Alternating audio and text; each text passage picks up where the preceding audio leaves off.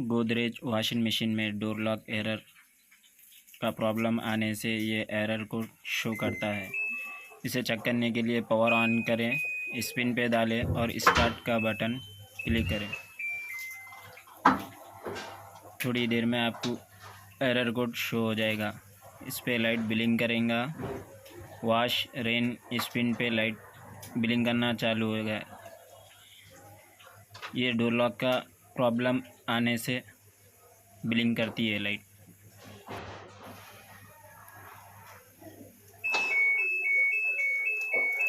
ये error code show कर दिया है, ब्लिंक करना चालू हो गई है। इसका प्रॉब्लम बहुत ही इजी है।